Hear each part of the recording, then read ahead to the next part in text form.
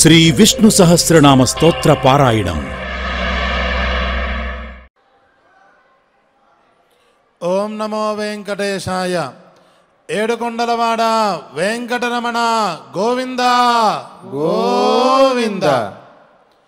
పరమపావనమైన శ్రీవారి దివ్య సాన్నిధ్యంలో మహిమాన్వితమైన శ్రీ విష్ణు సహస్రనామ స్తోత్ర పారాయణ కార్యక్రమాన్ని ఆచార్యుల వారితో కలిసి సంకల్పవాక్యాలు చదువుకుని మనం ప్రారంభించుకుందాం.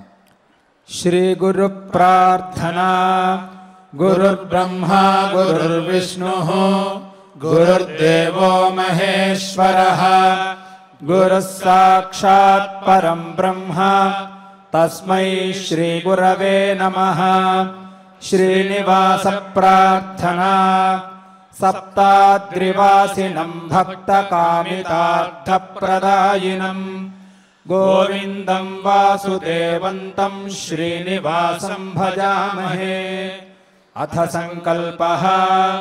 శ్రీమదాదివరాహ క్షేత్రే విరాజమానస్య అఖిలాండకోటి బ్రహ్మాండనాయకస్య శ్రీ పద్మావతి జానేః భగవతః శ్రీ వెంకటేశ్వర స్వామినః అనుగ్రహేణ అస్మాకం సర్వేషాం ఆయురారోగ్య ఐశ్వర్యాది సర్వశుభఫలప్రాప్త్యర్థం సర్వవిధ రోగ శోక భయాదీనాం నివారణార్థం సర్వవిధ గ్రహదోష నివారణార్థం విద్యార్థినాం బుద్ధిశక్తి వృద్ధి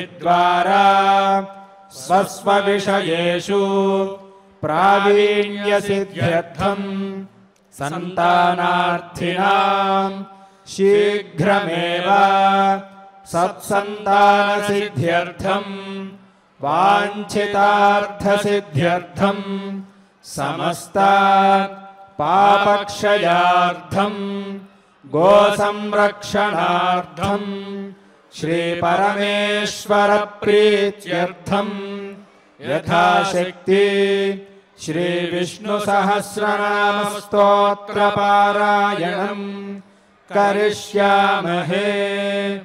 కృష్ణాదిష్టేన భీష్మేణ ధర్మరాజాయ బోధితం నామ్నాం సహస్రం శ్రీ విష్ణోః ధర్మసార ఇతిరితం.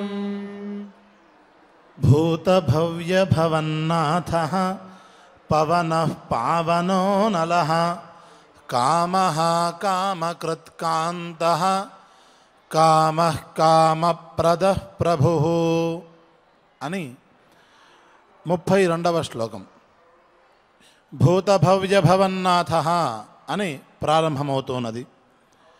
నిన్నటి రోజున జగతస్సేతుః సత్యధర్మ పరాక్రమః అని పరమాత్మ యొక్క గుణాలను అనుకున్నాం. ఈ జగత్తులో ఉండేటువంటి ప్రతి జీవి కూడా ఏ ఏ సందర్భాల్లో ఏ ఏ విధంగా నడుచుకోవాలో ఆ విధమైన పటిష్టమైన ధర్మ వ్యవస్థను ఏర్పాటు చేసిన వాడు కనుక ఆయన జగతస్సేతుః. ఆ విధంగా నడిచి చూపించిన వాడు కనుక ఆయన సత్యధర్మ పరాక్రమః అని అనుకున్నాం. ఆ తర్వాత ఆయన సాధారణమైన వాడు కాదు, భూతభవ్య భవన్నాథః. మనకు 3 కాలాలు ఉన్నాయి: భూతకాలము, భవిష్యత్ కాలము, వర్తమాన కాలము. ఈ 3 కాలములు కూడా ఆ పరమాత్మ యొక్క స్వరూపమే. సర్వే నిమేషా జజ్ఞిరే విద్యుతః పురుషాదధి అనే వేదమంత్రం పరమ ప్రమాణంగా ఉంది. విద్యుతః పురుషాత్ వర్తమాన కాల స్వరూపుడైనటువంటి పరమాత్మ నుంచే సర్వే నిమేషాః ఆయా పేర్లు కలిగినటువంటి కాలములన్నీ పుట్టాయి అని ఆ వేదమంత్రం యొక్క అర్థం. ఆ పుట్టిన కాలము కూడా పరమాత్మ స్వరూపమే, పరమాత్మ కంటే వేరైనది కాదు అనే విషయం కూడా వేదమే చెబుతున్నది. పురుష ఏ వేదకం సర్వం యద్భూతం యచ్చ భవ్యం. ఈ విధంగా భూత భవిష్యత్ వర్తమాన కాలాలు పరమాత్మ స్వరూపమే. ఆ కాలాలకు నాథుడు కూడా ఆ పరమాత్మే అని అనుకోవచ్చు. అంతేకాదు ఆ 3 కాలాల్లో ఉండేటువంటి జీవులందరికీ కూడా ఆయనే నాథుడు. నాథుడు యాచనాయాం అనే ధాతువు నుంచి నాథ అనే రూపం ఏర్పడుతుంది. ఈ 3 కాలాల్లో ఉండేటువంటి అందరి జీవుల చేత చతుర్ముఖ బ్రహ్మగారి దగ్గర నుంచి చిన్న పురుగు వరకు ఉండేటువంటి ప్రతి జీవి చేత స్వామి నా కష్టాన్ని తీర్చు, నాకు లేకపోతే ఈ సుఖాన్ని అనుగ్రహించు, లేకపోతే మోక్షాన్ని ప్రసాదించు, ఈ విధంగా ఆయా కోరికలు తీర్చమని అభ్యర్థింపబడువాడు కనుక ఆయన భూత భవ్య భవన్నాథ అని పిలువబడతాడు. అంతేకాదు పవన అనే పదానికి వాయుదేవ స్వరూపుడు అని సాధారణమైన అర్థం. వాయుదేవుడు అంటే ప్రాణశక్తికి స్థూల స్వరూపం అది. నమస్తే వాయో త్వమేవ ప్రత్యక్షం బ్రహ్మాసి అని ఆ వాయువునే పరబ్రహ్మస్వరూపంగా వేదాలు కీర్తిస్తూ ఉన్నాయి. అసలు వాయుదేవుడు ఎవరు అన్నట్లయితే పవతే ఇది పవనః, నిరంతరం ప్రవహించువాడు కనుక, ప్రసరించువాడు కనుక, చెలించువాడు కనుక ఆయనకు పవనః అని పేరు. వాయుదేవుడు అన్నట్లయితే ఈ కేవలం స్థూల వాయువులే అని మాత్రమే అనుకోకూడదు. ఈ భూమి మీద కొంత దూరం వరకు స్థూల వాయువు ఉన్నది.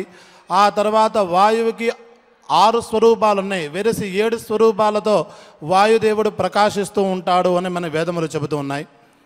పరమాత్మ యొక్క పవన స్వరూపాన్ని మనకి ఛాందోగ్యోపనిషత్తులో అభివ్రతోపాఖ్యానంలో బాగా స్పష్టంగా కనిపిస్తూ ఉంటుంది. అక్కడ చెప్పబడిన అంశం ఏమిటంటే ప్రతి వస్తువులో అది జడము కావచ్చు, చైతన్యము కావచ్చు, చేతనము కావచ్చు, ఆ రెండిట్లో కూడా కదలిక స్వరూపంలో ఉండేవాడు, ఆ పదార్థములను కదిలించువాడు, ఆ పదార్థముల ద్వారా ఆయా పనులు చేయించువాడు. శరీరంలోనే అనేక శక్తులు ఉన్నాయి. అనేక శక్తుల యొక్క కదలికల యొక్క సమూహ స్వరూపమే ఒక పని, స్థూల పని అవుతుంది. ఇట్లా ప్రపంచంలో ఉండేటువంటి ప్రతి కదలికను చేసేటువంటి వాడు కనుక ఆ పరమాత్మకు పవనః అనే పేరు సార్థకమని మనకి ఆ ఛాందోగ్యోపనిషత్ అభివ్రతోపాఖ్యానంలో తెలుస్తూ ఉంటుంది. అటువంటి విరాట్ స్వరూపుడు, ఈ విరాట్ శక్తీశ్వరుడు ఈ పవనః అని పిలువబడే పరమాత్మ. అంతేకాదు ఆయన పావనః, పావయతి పవిత్రమును చేయువాడు, పునాతి పవిత్ర అంటే మనను పరిశుద్ధులను చేయువాడు అని. లోకంలో మనల్ని పరిశుద్ధం చేసేవేవేవి అన్నట్లయితే మంత్రములు, అలాగే నీరు, అగ్ని, వాయువు, అలాగే మహాత్ములు.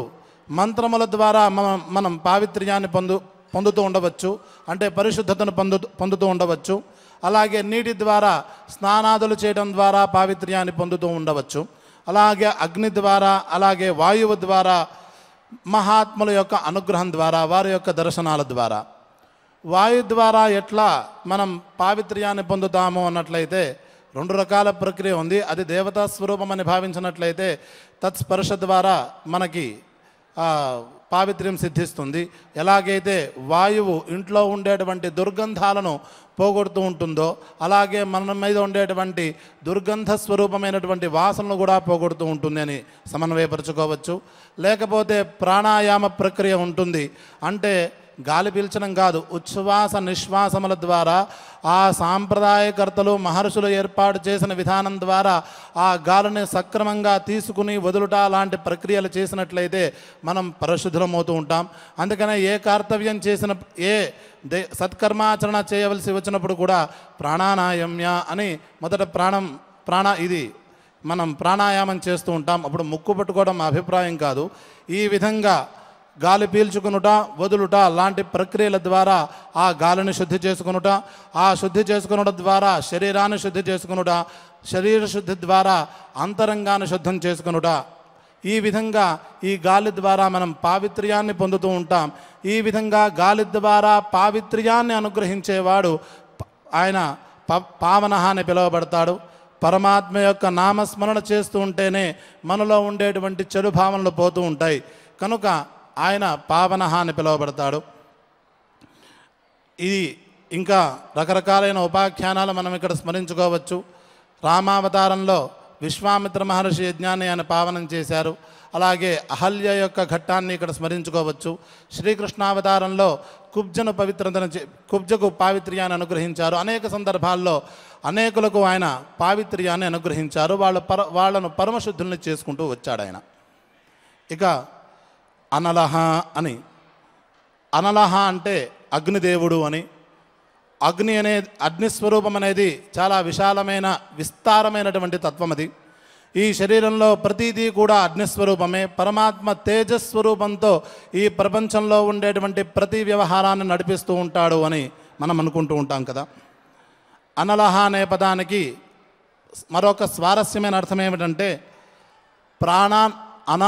ప్రాణాన్ లాతి ఇది అనలహ అని.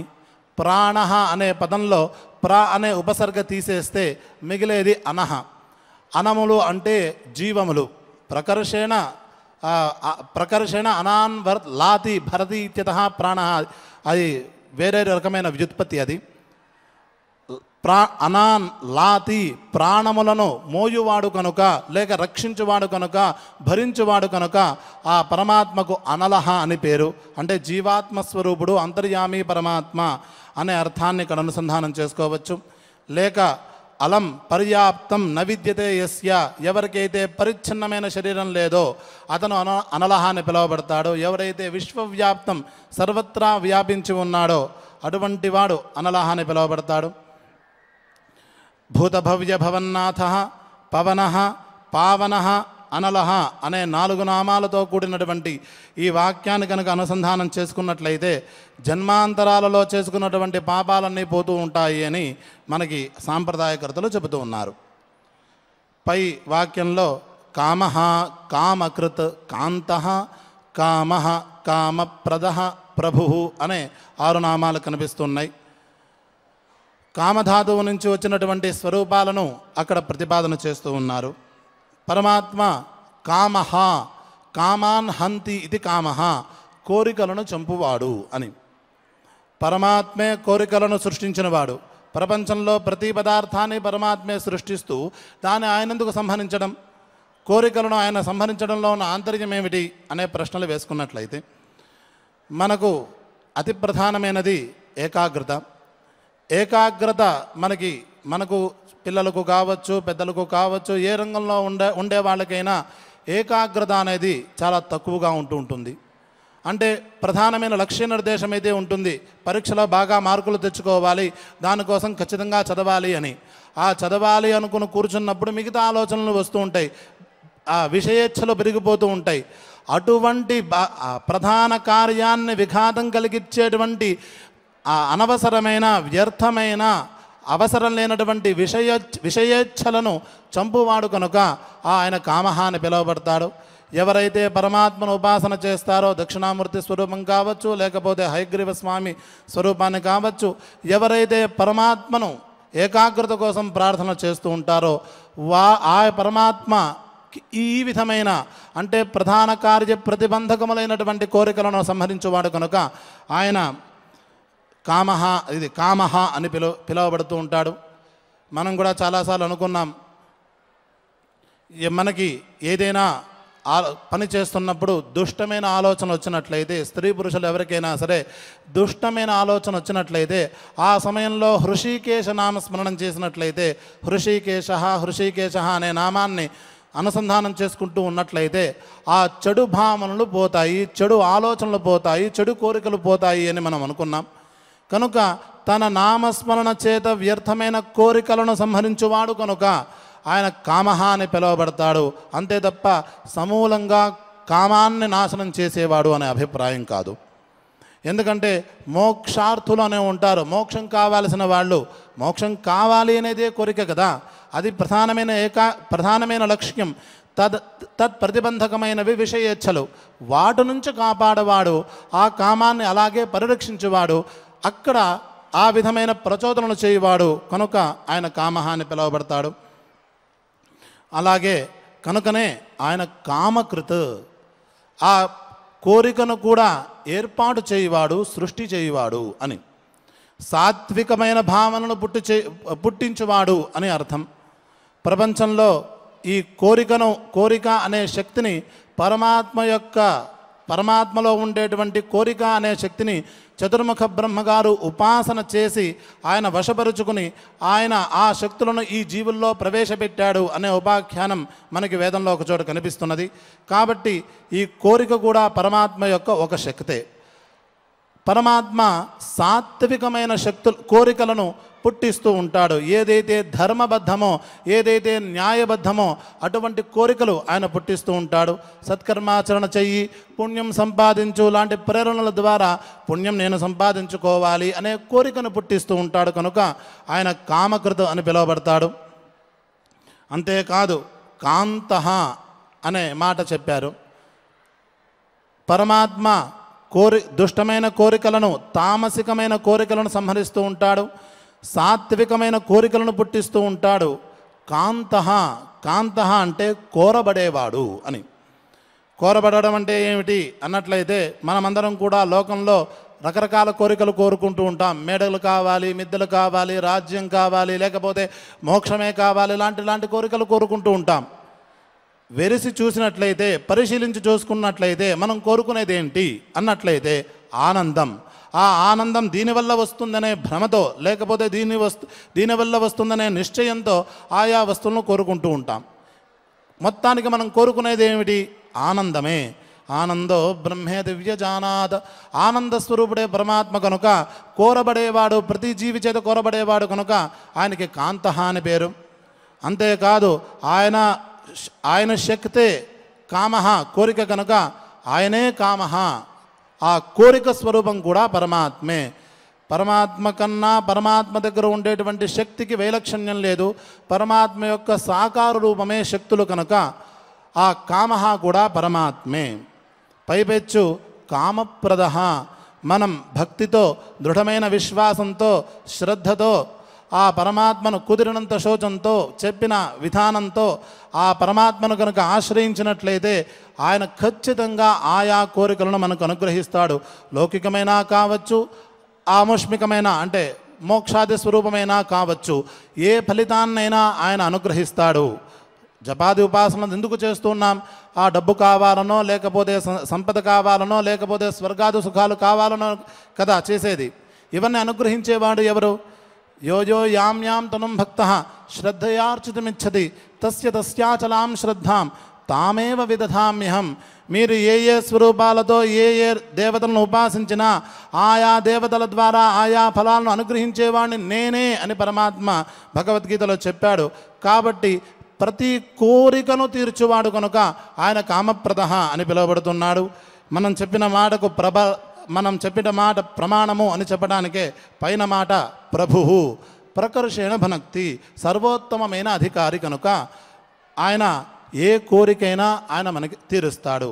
మనం ఆయనను భక్తిగా ఉపాసన చేయడం, దృఢంగా విశ్వసించడం, మనకు తల్లిదండ్రుల అనుగ్రహంతో, పరమాత్మ అనుగ్రహంతో ఎక్కడ జన్మను పొందామో ఆ సంప్రదాయాన్ని అనుసరించి మరొక సంప్రదాయంలో దూకకుండా ఆ సంప్రదాయాన్ని అనుసరించి పరమాత్మను దృఢంగా ఉపాసన చేయడం మన వంతు. ఆ ఉపాసనకు ఫలితాన్ని అనుగ్రహించడం ఆయన వంతు అనే ఉపదేశాన్ని కూడా ఈ కామప్రదః ప్రభు అనే 2 మాటలు మనకి ఉపదేశం చేస్తున్నాయి. ఈ విధంగా ఆ 10 నామాలతో కూడినటువంటి ఈ శ్లోకాన్ని మనం అనుసంధానం చేసుకున్నాం. ఇక పై నామానికి వెళ్ళినట్లయితే పై శ్లోకానికి యుగాదికృద్యుగావర్తః నైకమాయో మహాశనః అదృశ్యో వ్యక్తరూపశ్చ సహస్రజిదనంతజిత్ అని. యుగాదికృత్ యుగావర్తః నైకమాయః మహాశనః అనే మొదటి వరుసలో 4 నామాలున్నాయి. పరమాత్మ యొక్క అవతార సూత్రాన్ని చెబుతుందా అన్నట్టుగా ఈ వరుస కనిపిస్తున్నది. పరమాత్మ భూతభవ్య భవత్ ప్రభుః అని ఇక్కడ అనుకున్నాం. అలాగే భూతభవ్య భవన్నాథ అని ఇక్కడ అనుకున్నాం. సమస్త కాలస్వరూపము పరమాత్మే అని. సర్వే నిమేషా జజ్ఞిరే విద్యుతః పురుషాదధి అనే మంత్రాన్ని కూడా అనుసంధానం చేసుకున్నాం. పరమాత్మ మనకు అర్థమవడం కోసం కాలంలో కొద్దిగా వ్యవస్థ ఏర్పాటు చేశాడు. ఆదిరంత్యం, అది ఆది మధ్యాంతరహితం కాలం. అది ఎప్పుడు ప్రారంభమైందో ఎప్పుడు పూర్తవుతుందో దాని యొక్క మధ్య భాగం ఏదో మనకేమీ తెలియదు. మనం ఒక వ్యవస్థ చేసుకున్నాం. ఏమిటి అన్నట్లయితే ఈ కలియుగ ప్రారంభమై సుమారు 5300 చిల్లర సంవత్సరాలు జరిగాయి అని ఒకటి అనుకున్నాం. వెరసి ఒక 60 సంవత్సరాలు అంటే 365 రోజులు ఒక సంవత్సర కాలమని, అటువంటి సంవత్సరాలు 60 జరిగినట్లయితే ఒక కాలమని, ఈ కాల వ్యవస్థతో కూడినటువంటి ఒక కాలానికి యుగమని, అటువంటి 4 యుగాలకి మహాయుగమని, అటువంటి 1000 మహాయుగాలకి ఒక కల్పమని, ఈ విధమైన వ్యవస్థ పరమాత్మ మనకు చేశాడు. ఎందుకు?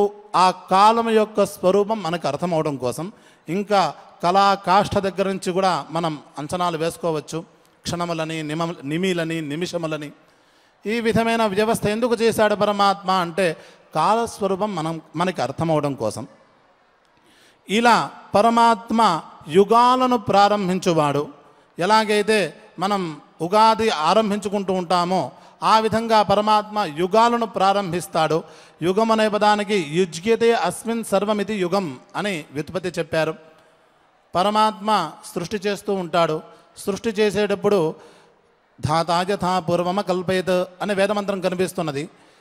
ఎవరికైతే సత్వగుణాధిక్యత కలిగి ఉంటారో, ఎవరైతే తమ అనుష్ఠానముల ద్వారా పుణ్యాన్ని బాగా పెంచుకుని సత్వగుణాన్ని ఎక్కువగా పెంచుకుని ఉంటారో వాళ్ళందరిని సృష్టించడానికి ఒక కాలం, ఆ సత్వగుణం కొద్దిగా సన్నగిరిన వాళ్ళకి ఒక కాలం, మరింత సన్నగిరిన వాళ్ళకి కొంతకాలం, తమో గుణమో రజోగుణమో అధికంగా కలిగిన వాళ్ళకి ఒక కాలం అని ఒక నిర్ణయం చేశాడు. ఈ విధంగా ఇప్పుడు తమోగుణ రజోగుణ ప్రాధాన్యం కలిగినటువంటి జీవులు ఉద్భవించేటువంటి కాలం ఇది.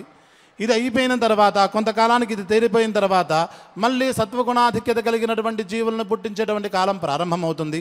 దానికే కృతయుగం అని పేరు. ఈ విధంగా యుగాలను ప్రారంభించువాడు కనుక ఆయన యుగాదిహి అని పిలువబడతాడు. ఈ యుగాలు అయిపోయిన తర్వాత అంటే కృతయుగము, త్రేతాయుగము, ద్వాపరయుగము, అలాగే కలియుగము. కలియుగం అయిన తర్వాత ఏమవుతుంది? ప్రళయమేమీ రాదు. ఎలాగైతే ఈరోజు సూర్యోదయం తర్వాత మళ్ళీ అంటే రేపు సూర్యోదయం ఎలాగైతే జరుగుతుందో అలాగే జరుగుతుంది. అది మళ్ళీ కృతయుగం అని పిలువబడుతుంది. కృతయుగే ప్రభవ నామ సంవత్సరే అనే సంకల్పం వస్తుంది. అంతకన్నా ఏం జరగదు. ఈ విధంగా యుగావర్త ఆవర్త ఇది చక్రాన్ని అలాగే తిప్పువాడు కనుక ఆయన యుగావర్త అని పిలువబడతాడు. యుగాధికృత యుగావర్త ఆయనే. ఏం చేస్తాడు ఆయన అంటే జీవులను సృష్టిస్తాడు. ఆ జీవులు ఎవరు? ఆ పరమాత్మ యొక్క స్వరూపాలే. ఆ జీవులు ఎట్లా పుడతారు? మాయ వల్ల పుడతారు. ఆ మాయ ఎటువంటివి? నానా విధమైనటువంటివి. ఒకడు అందంగా ఉంటాడు, ఒకడు పొడుగ్గా ఉంటాడు, ఒకడు పొట్టిగా ఉంటాడు. ఎందుకు ఉంటాడు? వాడి యొక్క పాపపుణ్యాలు ఆ విధంగా ఉన్నాయి కనుక ఆయా పాపపుణ్యాల ప్రభావం చేత ఆయా స్వరూపాలతో పుట్టువాడు కనుక ఆ పుట్టేవాడు కూడా పరమాత్మ కనుక ఆ పుట్టడానికి కారణమైనది మాయ కనుక ఆ మాయ నానా విధాలుగా ఉన్నది కనుక పరమాత్మ కూడా నైకమాయ అనేక మాయలు కలిగిన వాడు. మనకి అందరికీ తెలుసు ఈ సృష్టి ఈ మొత్తం జీవ సృష్టికి మొత్తానికి కారణం ఏమిటి అన్నట్లయితే సత్వము, రజస్సు, తమస్సు అనే 3 గుణముల యొక్క సమిష్టి స్వరూపమైన మూల ప్రకృతి. ఆ మూల ప్రకృతికే మహామాయ అని పేరు. ఆ మహామాయను ముడిసిరుగుగా పెట్టుకుని పరమాత్మ ఈ జీవులను సృష్టిస్తూ ఉంటాడు అని అనుకున్నాం. ఈ విధంగా ఆయా జీవుల యొక్క పాపపుణ్యాలకు అనుగుణంగా ఆయా జీవులను సృష్టించువాడు కనుక ఆయన నైకమాయ అని పిలువబడతాడు. మనకి ఒక ఉపనిషత్తులో ఈ విధంగా కనిపిస్తుంటుంది. ఏమిటి పరమాత్మ చేసే సృష్టి అన్నట్లయితే సంక్షేప స్వరూపం ఇదిగా ఉంటుంది. ఇప్పుడు పరమాత్మ అనేక మంది జీవులను సృష్టిస్తూ ఉంటాడు. దేవతలు కావచ్చు, రాక్షసులు కావచ్చు, మానవులు కావచ్చు, పశువులు కావచ్చు, పురుగులు కావచ్చు. వీళ్ళందరిలో కూడా ఒక సామ్య గుణం అయితే ఉంటుంది. ఒక తాతగారు, తండ్రి, కొడుకు, మనవడు అని ఈ విధమైన జీవ పరంపరల ద్వారా సృష్టి పరంపరల ద్వారా ఆయన అనేక విధాలతో పుడుతూ ఉంటాడు. కనుక అనేక రూపాలు అనేక విభిన్నమైనటువంటి జాతులలో విభిన్నమైన జాతులు అంటే ఈ అభిప్రాయంతో దేవ, రాక్షస, మానవ, పశు జాతి అనే అభిప్రాయంతో వాడాను. అటువంటి స్వరూపాలతో అక్కడ కూడా ఇటువంటి వికారాలతో తాత, మనవడు, అలాగే కొడుకు, తండ్రి లాంటి ప్రభేదాలతో నానా విధాలుగా నానా మాయాస్వరూపంగా అవతరించువాడు కనుక ఆయనకు నైకమాయ అనే పేరు సార్థకమని పిలుస్తూ ఉంటారు. సరే పరమాత్మ సృష్టి చేస్తూ ఉన్నాడు. సృష్టి చేస్తున్న వాళ్ళు ఎక్కడా కనిపించడం లేదే. మా తండ్రి గారు కనిపిస్తూ ఉన్నారు, మా తాతగారు ఏరి, మా తాతగారు మనవడు అనుకున్నట్లయితే వాళ్ళ తండ్రి గారు ఏరి, వాళ్ళ తాతగారు ఏరి, ఈ జీవులందరూ ఎక్కడికి వెళ్ళారు అన్నట్లయితే పరమాత్మే తమో గుణాన్ని ఆశ్రయించి రుద్రస్వరూపుడుగా మారి ఉపసంహరణ ప్రక్రియ చేశాడు అని మనం సమాధానం చెప్పుకోవాలి. అదే మాట మహాశనః అని. అశ్నాతి తినువాడు కనుక ఆయన మహాశనః. లోకంలో ఉండేటువంటి ప్రతి జీవుల్ని కూడా ఆయా ఉపభోగ కాలం అయిపోయిన తర్వాత పునః తనలో స్వీకరించువాడు కనుక ఆయన మహాశనః అని పిలువబడతాడు. ఎలాగైతే బంగారపు ఆభరణం చేసే అంగడిలో ఆ ఆభరణం తయారు చేసిన తర్వాత చల్లాచెదరుగా పడినటువంటి ఆ బంగారపు రేణువులని ఆ షాప్ ఓనర్ అక్కడ చేసే కర్మచారి లేకపోతే అధికారి మైనపు ముద్దలో సేకరించేస్తాడో, ఏ పదార్థం ఏ బంగారపు కణము కూడా వృధా పోకుండా ఆ మైనపు బుద్ధలో సంగ్రహిస్తాడో, అలాగే పరమాత్మ ఈ జీవులందరినీ కూడా తనలో తాను స్వీకరించేస్తాడు కనుక ఆయన మహాశనః అని పిలువబడతాడు. ఆ తర్వాత పరిణామం అదృశ్య వ్యక్తరూపశ్చ. పరమాత్మ కనిపించడు, కనిపించేవాడు కూడా అని. విష్ణు సహస్రనామం మంత్రము అని మనం అనుకున్నాం. మంత్రంలో ఏ అక్షరం కూడా వృథా కాదు కనుక ఇక్కడ చ అనేది అక్షరం కేవలం వాక్యాలంకారం కోసం ప్రయోగించేసింది కాదు, లేకపోతే శ్లోక పూరణ కోసం ప్రయోగించింది కాదు, సముచ్చయార్థకం అది. అంటే ఏమిటి? పరమాత్మ మనకు కనిపించడం లేదు అని అనుకుంటున్నాం. నిజంగా వాస్తవంగా కనిపించడం లేదా? మనమేమైనా గుడ్డివాళ్ళమా అన్నట్లయితే కనిపిస్తూనే ఉన్నాడు, మనమే చూస్తూ ఉన్నాం. ఆయన దర్శనం కోసమే వచ్చాం కదా.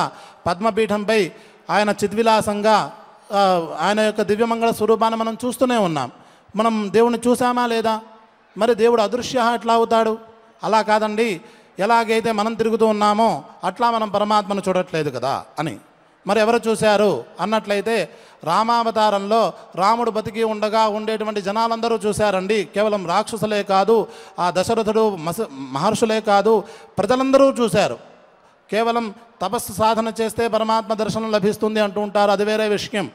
అది విశ్వవ్యాప్తమైన స్వప్రకాశమైన స్వరూపం. రామావతారాన్ని పురప్రజలందరూ చూశారు, ఆ దేశ ప్రజలందరూ చూశారు, వానరులందరూ చూశారు. మరి కృష్ణావతారంలో గోపికలందరూ చూశారు, రాజన్యులందరూ చూశారు, చాలామందే చూశారు. అలా మనం పరమాత్మను చూడలేకపోతున్నాం కదా, పరమాత్మ అదృశ్యుడే కదా అన్నట్లయితే పరమాత్మ వ్యక్తరూప అదృశ్య అనే మాటకు అర్థం మనమే అనుసంధానం చేసుకోవాలి. వాళ్లకు పరమాత్మ ఎందుకు కనిపించాడు అన్నట్లయితే వాళ్లకు సత్సంస్కారం ఉందయ్యా, అందుకని వాళ్ళకు కనిపించాడు. మనకి కనిపించడం లేదా అంటే అంత సత్సంస్కారం లేదు కనుక ఆయన స్థిరమూర్తిగా కనిపించాడు, అక్కడ వాళ్లకు చరమూర్తిగా కనిపించాడు. కాబట్టి మనమేం చేయాలి అన్నట్లయితే మనం మనం మన మన సంస్కారాలను అంటే మన చిత్తశుద్ధిని పెంచుకోవాలి. మన మనస్సుని నిర్మలాన్ని చేసుకోవడానికి ప్రయత్నం చేయాలి. దీన్నే పెద్ద పెద్ద మాటలో చెప్పాలంటే యోగ విద్య చిత్త సంశుద్ధి అనే మాట అంటూ ఉంటారు. భగవద్గీతలో శ్రీకృష్ణ పరమాత్మ కూడా నతుమాం శక్యసే ద్రష్టుం అనేనేవ స్వచక్షుషా దివ్యం దదామి తే చక్షు పశ్యమే యోగమైశ్వరం అని వెరిసి ఆ శ్లోకానికి అర్థం ఏమిటంటే నా యొక్క స్వరూపాన్ని తెలుసుకోవటానికి సాధారణమైన కళ్ళైతే సరిపోవు, దానికి యోగము అన్నట్లయితే నిర్మాల్యము కలిగినటువంటి మనస్సు కలవాలి, అంటే నిర్మలమైన మనస్సు కావాలి. ఆ నిర్మలమైన మనస్సు ఉన్నప్పుడు అప్పుడు మాత్రమే నేను చరరూపిగా కావచ్చు, స్థిరరూపిగా కావచ్చు, లేకపోతే సర్వవ్యాపిగా కూడా నేను కనిపిస్తాను. అలా లేనప్పుడు నేను ఎవరికీ కనిపించను. రామచంద్రావతారంలో రామచంద్రమూర్తిగా పుట్టినప్పుడు ఆయనను చూడటానికి కొంతమందే చూడగలిగారు. అంటే దేశంలో భూమి మీద ఉండేటువంటి ప్రతి జీవి చూశాడా అనే ప్రశ్నకు లేదనే సమాధానం మనకి చెప్పుకోవాలి. వాళ్ళెందుకు చూడలేకపోయారు? వాళ్ళకి అంత అదృష్టం లేదు అని మనం చెప్పుకోవాలి. దాన్నే మనం సత్సంస్కారము అనే మాటతో అనుకున్నాం. అదృష్టాన్ని పెంచుకోవాలి, అలాగే మన యొక్క చిత్తాన్ని నిర్మలం చేసుకోవాలి. అలా నిర్మలం చేసుకున్నట్లయితే ఆ పరమాత్మ యొక్క స్థిర రూపాన్ని చూడవచ్చు, చరరూపాన్ని చూడవచ్చు, సర్వవ్యాపత్వాన్ని కూడా చూడవచ్చు అనే అభిప్రాయంతోనే అదృశ్య వ్యక్తరూపశ్చ అనే చకారం మనకి స్వారస్యాన్ని బోధిస్తున్నది. పైపెచ్చు సహస్రజిత్, అనంతజిత్ అని 2 నామాలు ఉన్నాయి. సహస్రజిత్ అనే దానికి చాలామంది రాక్షసులను, వేల కొలది రాక్షసులను జయించిన వాడు అనే అర్థాన్ని చెప్తారు. పరమాత్మ అవతారాలు స్వీకరించేదే దుష్ట శిక్షణ ద్వారా ధర్మ వ్యవస్థాపన కోసం. దుష్టులు ఒకలో ఇద్దరు ఉండరు, సమూహంగానే ఉంటారు. వాళ్ళందరినీ కూడా ఆయన సంహరిస్తూ ఉంటాడు. విశేషించి రామావతారంలో ఆయన జనపదంలో ఉన్నప్పుడు, అంటే ఆ శూర్పణఖకు ముక్కు చెవులు కోసేసిన తర్వాత ఈ రావణాసురుడు రాముడి యొక్క అంతు చూడమని సుమారు 14,000 మంది రాక్షసుల్ని ఒక్కసారిగా పంపిస్తాడు. రాముడు అలవోకగా వాళ్ళందరినీ కూడా 14,000 మంది రాక్షసులను అలవోకగా అక్కడ సంహరిస్తాడు. ఈ విధంగా పరమాత్మ సహస్రజితం. మరొకటి అతి స్వారస్యమైనది అనంతజిత్ అని, అనంతమైన జయములు కలిగిన వాడు అని. దీనికి సంగ్రహ స్వరూపం ఇదే. ఒక గురువుగారి దగ్గరికి ఒక శిష్యుడు వచ్చాడు. శిష్యుడు వచ్చి, అయ్యా నాకు ఈ పని ఉంది, ఈ పనిలో నేను జయం సాధించాలంటే ఏం చేయాలండి అని అడిగాడు. గురువుగారు మార్గనిర్దేశం చేశారు. గురువుగారు చెప్పినట్లుగా ఆ విద్యార్థి లేకపోతే ఆశ్రితుడు వ్యవహారం చేశాడు. అప్పుడు అంటే చదువుకోవడమో లేకపోతే తపస్సులు చేయడమో లేకపోతే వ్యవహరించడమో ఏదో ఒకటి చేశాడు. అక్కడ జయాన్ని పొందాడు. అక్కడ జయాన్ని పొందినవాడు వాస్తవానికి ఎవరు అన్నట్లయితే తన దగ్గర ఆశ్రితుడు జయం పొందినప్పటికీ ఆ విధమైన జయాన్ని పొందింపచేసిన వాడు కనుక ఈ గురువుగారు కూడా జయాన్ని పొందిన వాడే అవుతాడు. అలాగే అంతర్యామిగా పరమాత్మ చక్కటి ప్రేరణలు చేస్తూ ఉన్నాడు. వేదమూలతయా గురుమూలకతయా ప్రేరణలు చేస్తూనే ఉన్నాడు.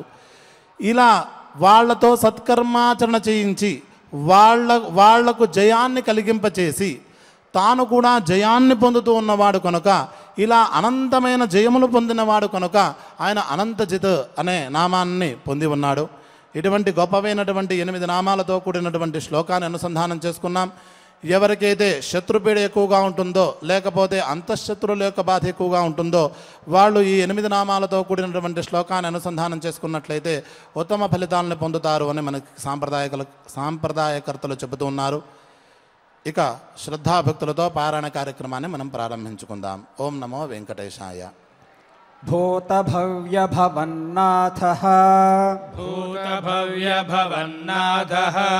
పవనః పావనో నలః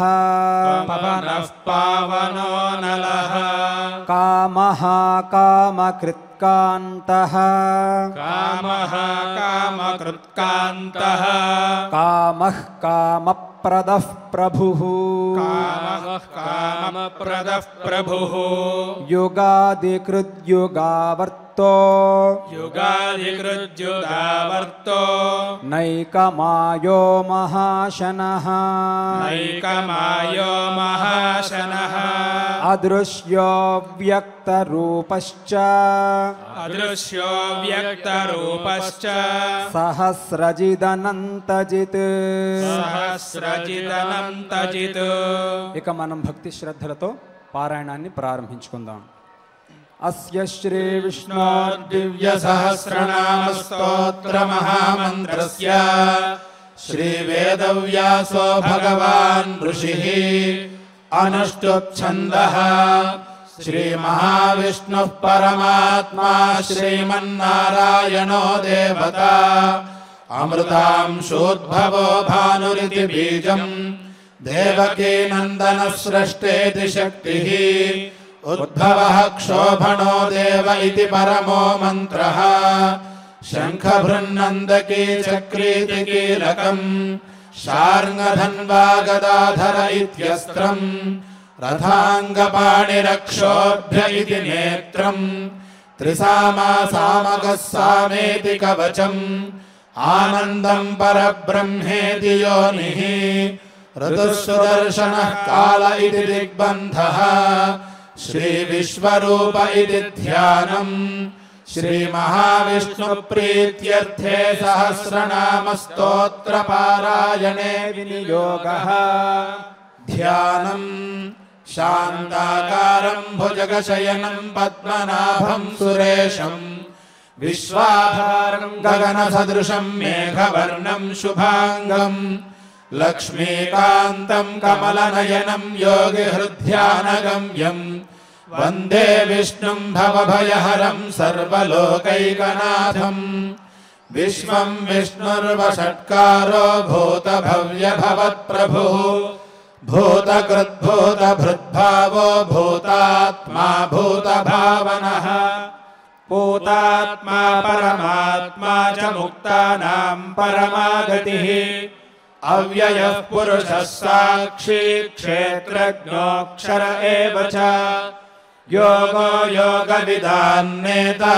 प्रधानपुरुषेश्वरः नारसिंहवपुः श्रीमान् केशवः पुरुषोत्तमः सर्वः सर्वशिवस्थाणुर्भूताधिर्निधिरव्ययः सम्भवो भावनो भर्ता प्रभवः प्रभुरीश्वरः स्वयंभूः शम्भुरादित्यः पुष्कराक्षो महास्वनः अनादिनिधनो धाता विधाता धातुरुत्तमः अप्रमेयो हृषीकेशः पद्मनाभो मरप्रभुः विश्वकर्मा मनुस्वष्टा स्थविष्ठस्थविरो ध्रुवः अग्राह्यः शाश्वतः कृष्णो लोहिताक्षः प्रतर्जनः प्रभूतस्त्रिकगुब्धाम पवित्रं मङ्गलं परम् ईशानः प्राणदः प्राणो ज्येष्ठः श्रेष्ठः प्रजापतिः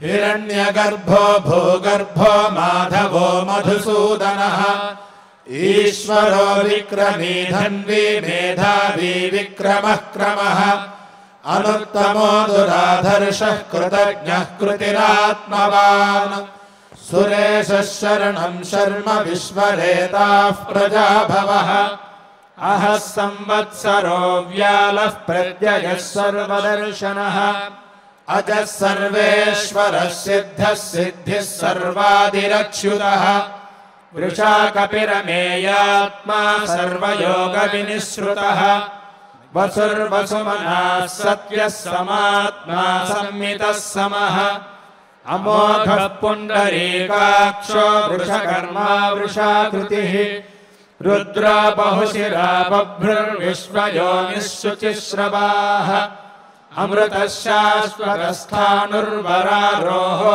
महातपाः सर्वगः सर्वविद्भानुर्विश्वक्सेनो जनार्दनः वेदो वेदविदव्यङ्गो वेदाङ्गो वेदवित्कविः लोकाध्यक्षः सुराध्यक्षो धर्माध्यक्षः कृताकृतः चतुरात्मा चतुर्व्यूहश्चतुर्दंष्ट्रश्चतुर्भुजः भ्राजिष्णुर्भोजनं भोक्ता सहिष्णुर्जगदादिजः अनघो विजयो जेता विश्वयोनिः पुनर्वसुः उपेन्द्रो वामनः प्रांशुरमोघः शुचिरूर्जितः अतीन्द्रः सङ्ग्रहः सर्गो धृतात्मा नियमो यमः वेद्यो वैद्यः सदा योगी वीरः माधवो मधुः अतीन्द्रियो महामायो महोत्साहो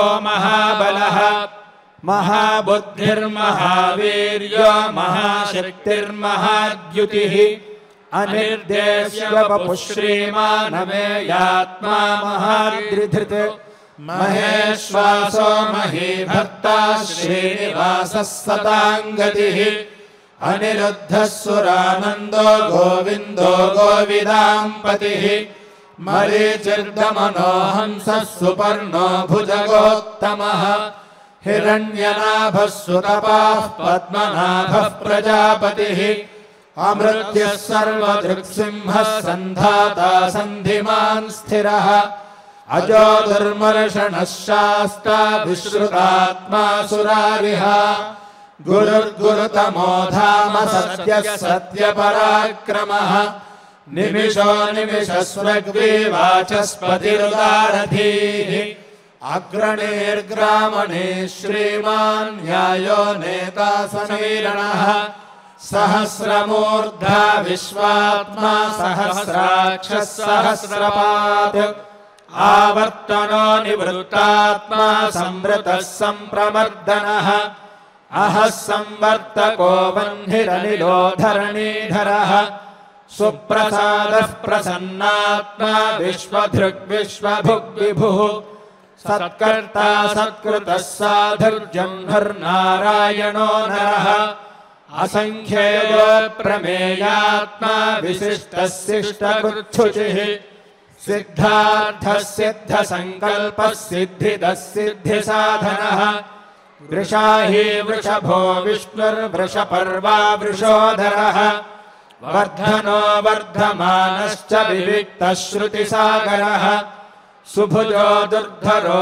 वाग्मे महेन्द्रो वसुदो वसुः नैकरूपो बृहद्रूपः शिपिविष्टः प्रकाशनः ओजस्तेजोद्युतिधरः प्रकाशात्मा प्रतापनः रद्धस्वष्टाक्षरो मन्त्रश्चन्द्रांशुर्भास्करद्युतिः अमृतांशोद्भवो भानुः शशबिन्दुः सुरेश्वरः औषधम् जगतः सेतुः सत्यधर्मपराक्रमः भूतभव्यभवन्नाथः पवनः पावनो नलः कामः कामकृत्कान्तः कामः कामप्रदः प्रभुः युगादिकृद्युगावक्तो नैकमायो महाशनः अदृश्यो व्यक्तरूपश्च सहस्रजिदनन्तजित् इष्टो विशिष्टः शिष्टेष्टः शिखण्डी नहुषो वृषः क्रोधः क्रोधकृत्कर्ता विश्वबाहुर्महीधरः अच्युतः प्रथितः प्राणः प्राणदो वासवानुजः अपान्निधिरधिष्ठानमप्रमत्तः प्रतिष्ठितः स्कन्दः स्कन्दधरो धुर्यो वरदो वायुवाहनः वासुदेवो बृहद्भानुरादिदेवः पुरन्दरः अशोकस्तारणस्तारः शूरः शौरिर्जनेश्वरः अनुकूलस्य तावर्तः पद्मे पद्मनिभेक्षणः पद्मनाभोरविन्दाक्षः पद्मगर्भः शरीरभृत् महर्धिर्वृद्धो वृद्धात्मा महाक्षो गरुडध्वजः अतुलः शरभो भीमः समयज्ञो हविर्हरिः सर्वलक्षणलक्षण्यो लक्ष्मीवान् समितिञ्जयः विक्षरो रोहितो मार्गो हेतुर्दामोदरः सहः महीधरो महाभागो वेगवानविताशनः उद्भवः क्षोभनो देवः श्रीगर्भः परमेश्वरः करणं कारणं कर्ता विकर्ता गहनो गुहः व्यवसायो व्यवस्थानः संस्थानस्थानदो ध्रुवः परर्थिः परमस्पष्टः स्पुष्टः स्पुष्टः शुभेक्षणः रामो विरामो विरजो मार्गो नेयो नयो नयः वीरः शक्तिमतां श्रेष्ठो धर्मो धर्मविदुत्तमः वैकुण्ठः पुरुषः प्राणः प्राणदः प्रणवः पृथुः हिरण्यगर्भः शत्रुघ्नो व्याप्तो वायुरधोक्षजः ऋतुः सुदर्शनः कालः परमेष्ठी परिग्रहः उग्रः संवत्सरो दक्षो विश्रामो विश्वदक्षिणः विस्तारस्थावरस्थाणुः प्रमाणं बीजमव्ययम् अर्थोऽनर्थो महाकोशो महाभोगो महाधनः अनिर्विण्णस्थविष्ठो भूर्धर्मयूपो महामखः नक्षत्रमे निर्नक्षत्री क्षमः क्षामः समीहनः यज्ञयुज्यो महेज्यश्च क्रतुः सत्रं सताङ्गतिः सर्वदर्शी विमुक्तात्मा सर्वज्ञो ज्ञानमुत्तमम् सुव्रतः सुमुखः सूक्ष्मः सुघोषः सुखदः सुहृत् मनोहरोजितक्रोधो वीरबाहुर्विदारणः स्वापनस्ववशो व्यापी नैकात्मा नैककर्मकृत् वत्सरो वत्सलो वत्सी रत्नगर्भो धनेश्वरः धर्मगुद्धर्मकृद्धर्मी सदसक्षरमक्षरम् अविज्ञाता सहस्रांशुर्विधाता कृतलक्षणः गभस्तिनेमिः सत्त्वस्थः सिंहो भूतमहेश्वरः आदिदेवो महादेवो देवेशो देवभृद्गुरुः उत्तरो गोपतिर्गोप्ता ज्ञानगम्यः पुरातनः शरीरभूतभृद्भोक्ता कपीन्द्रो भूरिदक्षिणः सोमपोऽमृतपः सोमः पुरुजित्पुरुषत्तमः विनयो जयः सत्यसन्धो दाशार्हः शाश्वतां पतिः जीवो विनयिता साक्षी मुकुन्दोमितविक्रमः अम्भो निधिरनन्तात्मा महोदधिशयोऽन्तकः अजो महार्हः स्वाभाव्यो जिता मित्रः प्रमोदनः आनन्दो नन्दनो नन्दः सत्यधर्मात्रिविक्रमः महर्षिः कपिलाचार्यः कृतज्ञो मेदिनीपतिः त्रिपदस्त्रिदशाध्यक्षो महाशृङ्गः कृतान्तकृतु महावराहो गोविन्दः सुषेणः कनकाङ्गदी गुह्यो गभीरो गहनो गुप्तश्चक्रगदाधरः वेधास्वाङ्गोदितः कृष्णो दृढः सङ्कर्षणोच्युतः वरुणो वारुणो वृक्षः पुष्कराक्षो महामनाः भगवान् भगः नन्दी वनमाली हरायुधः आदित्यो ज्योतिरादित्यः सहिष्णुर्गतिसत्तमः सुधन्वाखण्डपरशुद्धारुणो द्रविणप्रदः दिविसृक् सर्वदृग्व्यासो वाचस्पतिरयो निजः त्रिसामासामगः सामनिर्वाणं भेषजम्भिषको सन्न्यासकृच्छमः शान्तो निष्ठा शान्तिः परायणम् शुभाङ्गः शान्तिदः स्रष्टा कुमुदः कुवलेशयः गोहितो गोपतिर्गोप्ता वृषभाक्षो वृषप्रियः अनिवृत्ते निवृत्तात्मा संक्षेप्ता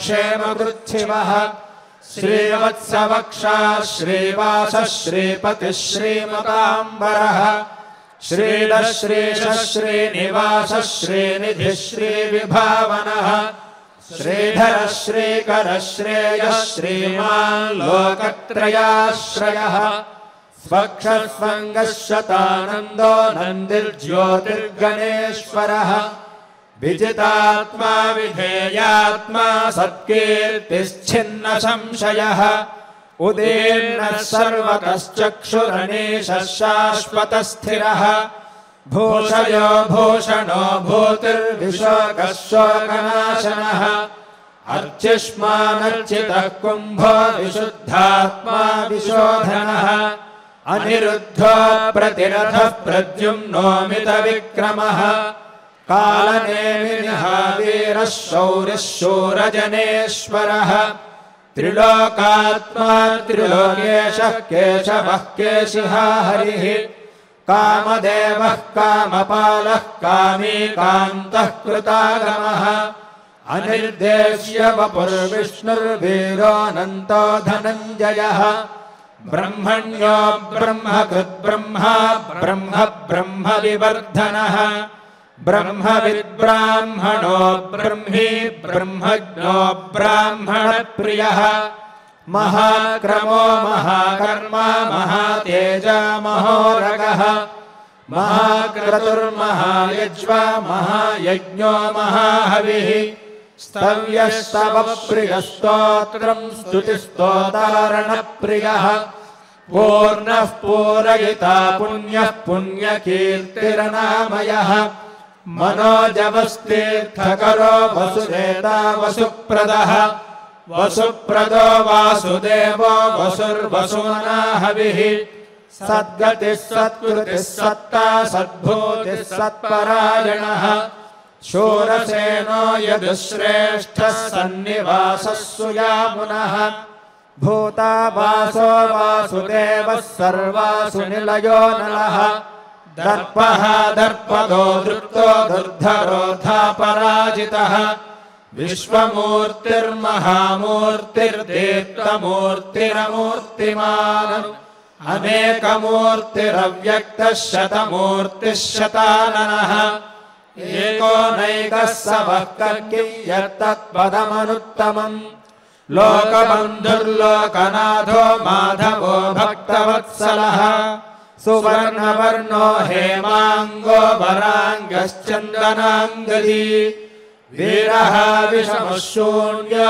हृताशीलचलश्चलः अनानीमानदो मान्यो लोकस्वामी त्रिलोकधृतौ सुमेधा मेधजो धन्यः सत्यमेधाधराधरः तेजो वृषोद्युतिधरः सर्वशस्त्रभृताम्बरः प्रग्रहो निग्रहो व्यग्रो नैकशृङ्गो गदाग्रजः चतुर्मूर्तिश्चतुर्बाहुश्चतुर्व्यूहश्चतुर्गतिः चतुरात्मा चतुर्वेदविदेकपात् समावर्तो निवृत्तात्मा दुर्जयो दुरतिक्रमः दुर्लभो दुर्गमो दुर्गो दुरावासो दुरारिः शुभाङ्गो लोकसारङ्गः स्वतन्तुः सन्तुवर्धनः इन्द्रकर्मा महाकर्मा कृतकर्मा कृतागमः उद्भवः सुन्दरः सुन्दररत्ननाभः सुलोचनः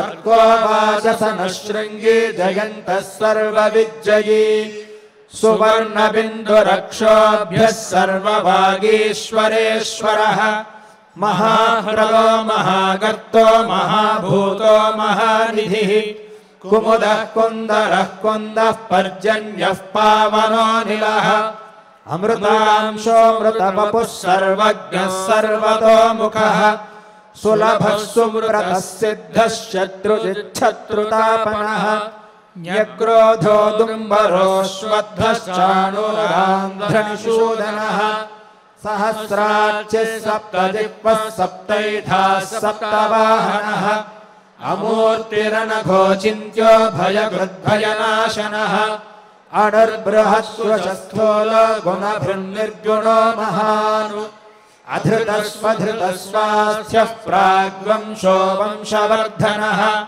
भारभृद्गथितो योगी योगीशः सर्वकामदः आश्रमश्रमणः क्षामः सुपर्णो वायुवाहनः धनुर्धरो धनुर्वेदो दण्डो दमयिता दमः अपराजितः सर्वसहो नियन्ता नियमो यमः सत्त्ववान् सात्विकः सत्यः सत्यधर्मपरायणः अभिप्रायः प्रियार्होर्हः प्रियकृत्प्रीतिवर्धनः विहाय सकतिर्ज्योतिः सुरुचिर्हुतभुग्विभुः रविर्विलोचनः सूर्यः सविता रविलोचनः अनन्तो हुतभुग्भोक्ता सुखदो नैकदोऽग्रजः अनिर्विण्णः सदा मर्षि लोकाधिष्ठानमद्भुतः सनातनतमः कपिलः कपिरव्ययः स्वस्ति स्वस्ति कृत्स्वस्ति स्वस्ति भुक् स्वस्ति दक्षिणः अरौद्रः कुण्डली चक्रे विक्रम्योर्जितशासनः शब्दादिगः शब्दसः शिशिरः शर्वरीकरः अक्रूरः पेशलो दक्षो दक्षिणः क्षमिणाम्बरः विद्वत्तमो वेतभयः पुण्यश्रवणकीर्तनः उत्तारणो दुष्कृतिः पुण्यो दुष्स्वप्ननाशनः वीरः रक्षणः सन्तो जीवनं पर्यवस्थितः अनन्तरूपोऽनन्तश्रीजितमन्युर्भयापहः चतुरश्रो गभीरात्मा विदिशो व्यादिशो दिशः अनादिर्भूर्भुवो लक्ष्मीः सुवीरो रुचिराङ्गदः जननो जनजन्मादिर्भीमो भीमपराक्रमः आधारनिलयो धाता पुष्पहासः प्रजागरः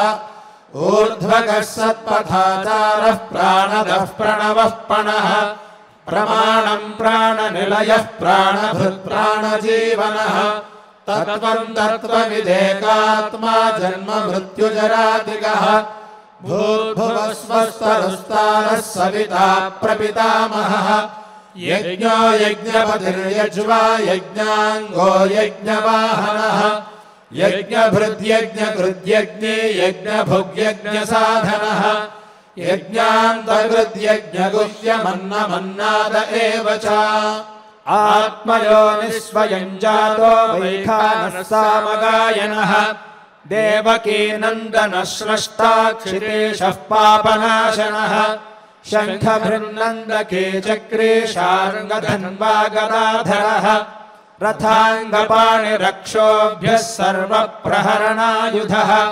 श्रीसर्वप्रहरणायुध ॐ नम इति वनमाली गदेशार्ङ्गी शङ्खे चक्रे च नन्दकी श्रीमान्नारायणो विष्णुर्वासुदेवोऽभिरक्षतु श्रीवासुदेवोऽभिरक्षतु ॐ नम इति श्रीविष्णुसहस्रनामस्तोत्रं सम्पूर्णम्। ఈ విధంగా భక్తి శ్రద్ధలతో విష్ణు సహస్రనామ స్తోత్ర పారాయణ కార్యక్రమాన్ని మనం పూర్తి చేసుకున్నాం. ఈ పారాయణ ఫలితాన్ని పరమ పావనమైన శ్రీవారి దివ్య చరణాలు యందు సమర్పణ చేసుకుంటూ ఈ మంగళ శ్లోకాలతో ఈ కార్యక్రమాన్ని పూర్తి చేసుకుందాం.